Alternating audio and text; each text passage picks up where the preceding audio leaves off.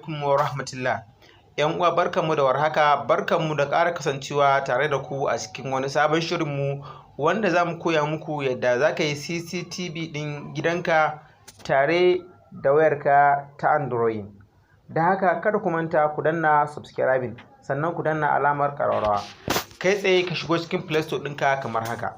Sai ka yi searching ɗin application mai suna Bluetooth Video Streaming. Kun ga wannan shine sunan application ɗin. Sai ka yi search ɗin wannan sunan application a cikin Play Store ɗinka. Kai tsaye zai kawo ka cikin wannan application mai albarka. To kun ga yanzu ya ban damar in yi offin. Kai da baka riga ka yi ɗauko shi ba, to sai ka danna installing. To kai tsaye yanzu bara mu danna offin ba tare da ɓata lokaci ba. To yanzu mun danna offin. Yanzu mun shigo cikin application. Wannan shine application ɗin. Kun gan shi ne da kuke kallon sa, wannan shine application. Kun ga receiving ga sending. To dole ne ka samu waya guda biyu, Android ɗin guda biyu.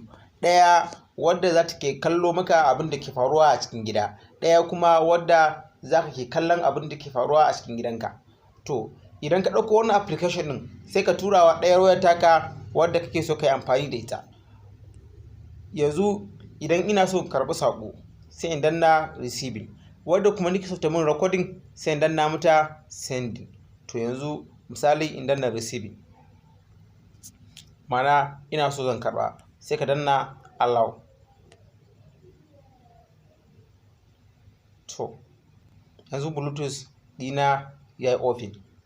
To yanzu kun kalla zan yi searching.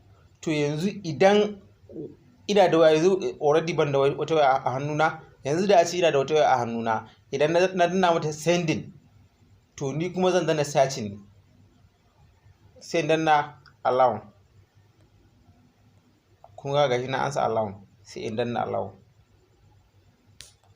To ita za ta yi min searching ɗin sunansu.